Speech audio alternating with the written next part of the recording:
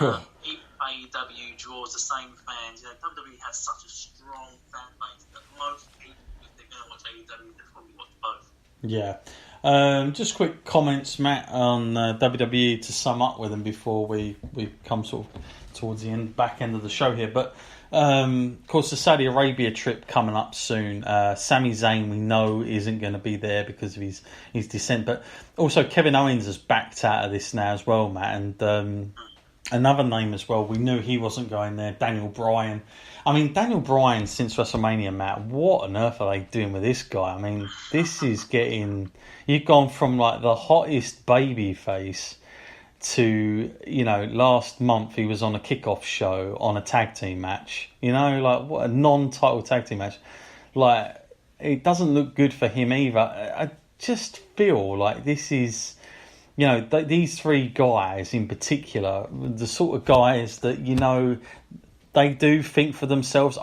These are three guys, I would say, that don't really stick around for the money if they don't need to. And, you just feel like, are they getting the sort of brunt end of this?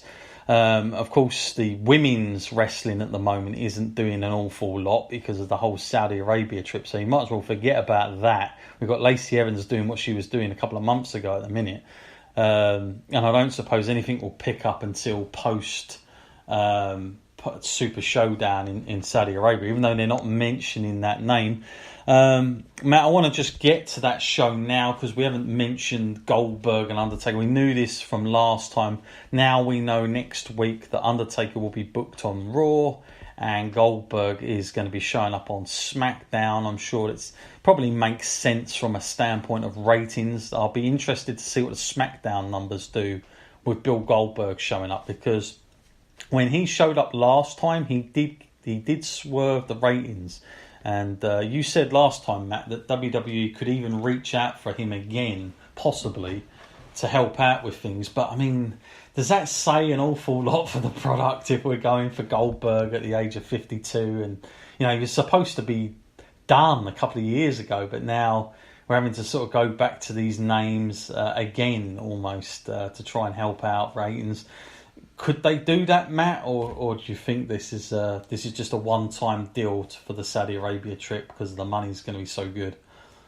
Oh, you can never say never now, can you? I mean, all these wrestlers that retired are going to come back for another big paycheck. So I don't see any end to this situation. I just think this is going to keep happening, and maybe the number 2 million where we're sitting at now, popular, people watching it and still tuning in, maybe that is their rock bottom. Maybe that 2 million are the people that are never going to go anywhere, no matter how bad the product gets. Maybe that's as low as it gets. People like me and you will just continue to watch it. They're all journalists. That's the 2 million. Yeah, that's all it's going to be left with, I'm sure. Yeah, no, you're right.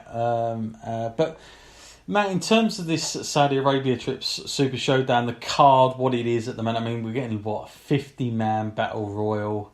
I don't know how excited I am for that. But, yeah, Triple H versus Randy Orton, Baron Corbin versus Seth.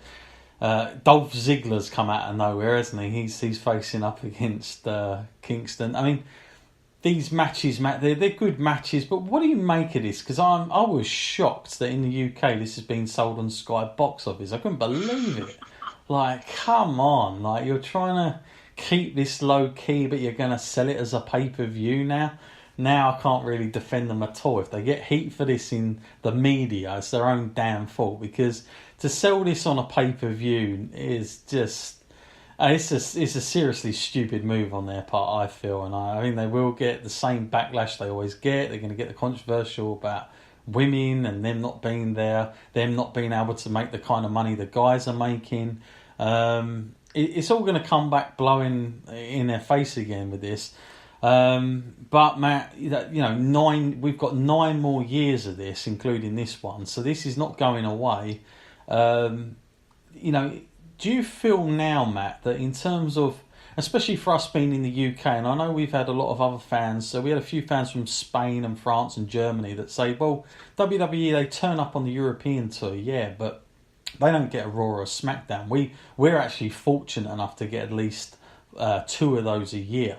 But for Germany and France and Spain, they don't get any, proper show. They just get live shows, which, by the way, you're not missing out on much, I've got to be honest with you, just to let you guys know. But in any case, Matt, what they're saying is, look, we've been there since 20 years, 30 years, since you've been touring back in the 90s.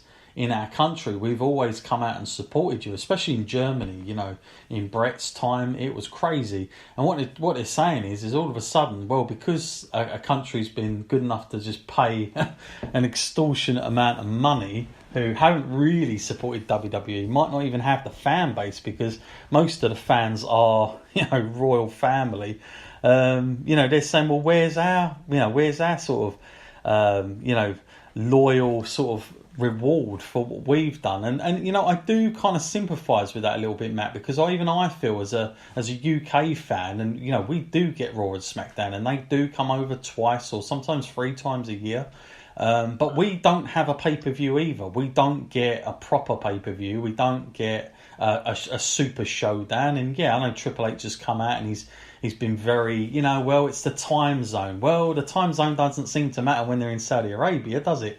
So, he can throw that one out all he wants. But, and I'm not asking just for WrestleMania here. I know that's what everyone's pipe dream is, or a SummerSlam. But I'm just saying, where's the Super Showdown in, for us and everyone else that have been there, loyal fans that come out every time? I do feel like they are... I think subconsciously, for the fans that are in foreign countries like the European countries and even India, that I don't want to just make it inclusive just to the European countries, because there are other countries that they tour as well that they've built a fan base in, even Japan, but they won't do the same for them or us, Matt, that they are going to do for the Prince, because he is paying a hell of a lot of money. But do you feel, unintentionally or intentionally, Matt, that WWE are sort of putting that into fans' heads, and that might be a thing where fans start to say, you know what, we've waited and we've come to every show, we spend good money to come to the shows, we only get it every so often, we've had enough. Again, I don't want to keep harping back, but if you're a rival company, what a great time to go touring, because this could be the market, and other European countries, I'm sure, to give them something. What do you think, though, Matt? I mean, just you as a fan personally, Matt, what do you think about all this? And does it make you sort of switch off sometimes and think, where's ours? Yeah, I'm already at that point. We said at the start of the show, we got a WWE live tickets. Yeah. That's because, where's the options? If AEW said, we're doing London, and we're going to give you this, then that's where my money's going. It's going straight to AEW, because they may be willing to give us a pay-per-view quality event. It's great that WWE have invested in NXT UK, but they openly admit that this is the NXT product is just developmental. And when you get to the main roster, your achievements on NXT don't matter. They don't even factor in. They don't even count them as title wins or reigns. So it's kind of a letdown for the fans in that sense. It's like they're trying to say you're watching a B product. So either they change the way they advertise these things, or they start to actually invest more time in these other countries. And it's all very nice to go to like Australia and Germany and France and to England, but unless you're actually gonna give them a night to remember, it'll be quickly forgotten. Yeah, no, I totally agree. And I do think people, especially if you're families and you've got kids, it's an expensive trip to go to London and, Sheffield and all these other places, Manchester. Like, if you've got 2 kids, mum and dad going out, that's not cheap. It's not a cheap night at all. Especially if you want to get good tickets and, kids want good tickets. They want to see their favourite star. It's a lot of money. And, I just think WWE shouldn't take everybody for granted that they're always going to get this, because, quite frankly, loyalty does go a long way. And I do feel like with these trips to Saudi Arabia, like I say, I said this last time, Goldberg versus The Undertaker, we didn't even get them at WrestleMania. And you might say, well, they're just 2 old has-beens, which is fair enough. But I'm telling you, on WrestleMania's card this year, if they booked that match with the proper promotion, that would have been the biggest talked about match on the card, because there wasn't a lot else. You can't tell me Randy Orton and Triple H would have been bigger than that, because it wouldn't have been. So, I do feel like they're bringing these guys in, and like I say, Goldberg does have a lot of reach. So, you shouldn't underestimate that, as we found out on our podcast. When I certainly said a few negative words, I got dished and then you got dished. So we're careful what we say now. But you know what I mean? Like, it's just, they seem like they'll go all out for these trips, but not for, the current product. And I think they just have to be careful with that going forward. But like I say, it'll be an interesting show again.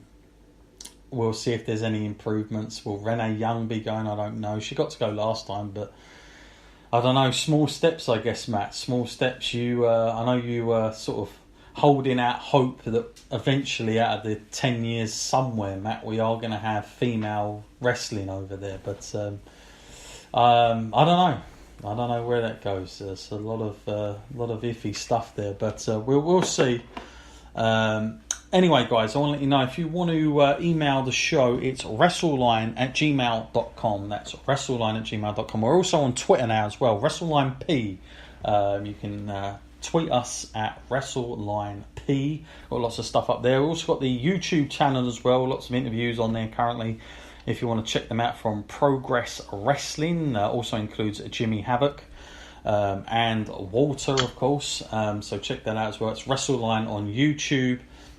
And, of course, don't forget about our Facebook page, Wrestleline, and that falls under the Wrestleline podcast. I want to thank everybody who's really got behind the Facebook page, because we had like a big promotion going on, and it really paid off for us. And, it's been really great to have that connection on Facebook as well. It wasn't something that I tend to use a lot through the social media, but this year especially, we've had a real rise in that area, so it's been excellent as well. And also through SoundCloud, everybody get a lot of emails through that as well. Okay, Matt, well, I think it's time now to talk about something very important on the podcast. As always, one of the big sponsors on our podcast, a real big help to us, of course, Harry's Razors. Now, guys, I want you to know one thing. I will not take anything on this show. And by the way, we did have something come in that I completely rejected, because, it's not always about the money. Anything that I'm going to advertise on this podcast, I'm going to tell you, because you're loyal listeners, and I want to make sure you're getting the best stuff. I'm only going to promote stuff that I think is of good worth and a good product. I'm not just going to have things on here just for the sake of getting a few bucks and getting some more stuff on. So let me first and foremost tell you that. But one of the great kickbacks to our podcast has been Harry's Razors. I want to thank everybody so far that's done that for us, because we've literally actually came through this morning. I got an email from them saying how much rise they've had, especially in the US. So I want to thank all those people that have done that, used our promo code as well, WrestleLine podcast, anything with wrestling in it. We're the only ones so far that are doing this for them. We're like the flagship of wrestling for Harry's Razors, and it's a great product. I've been using it now for a while. In fact, I used it this morning before I went out to my college. I used it. I was in a real rush. Great value. One of the cool things about it is the fact that how many times do you put a razor in your bag and then you're trying to fiddle for it, and all of a sudden you just cut your hand or something. I've done it many times. Harry's Razors gives you this nice little protector on the top. Really comes in handy. Now, don't forget, guys, if you want to be a part of this, and you're a guy like me, even if you've got a big beard, or you're like Matt, who may shave a little bit, I'm sure he shaves a lot more than I do. Any style you want. The great thing about this product, you can customize it. That is the great thing about the experience, and I know a lot of people have done that. And the great thing as well is there's no contract to this. You can cancel at any time, and also you can just log in and change what you want month to month. So if you're somebody like me, well, I don't need a lot of razors or a lot of blades, because I've got a beard, but I just every so often I need to just sort of trim up on the sides. So my package just suits me. I get like about 2, maybe every kind of 2 months, in fact. That just does it for me. But you might be somebody that shaves a lot more often, or you might need to change it or adapt it month to month. You can do that. You haven't even got to stay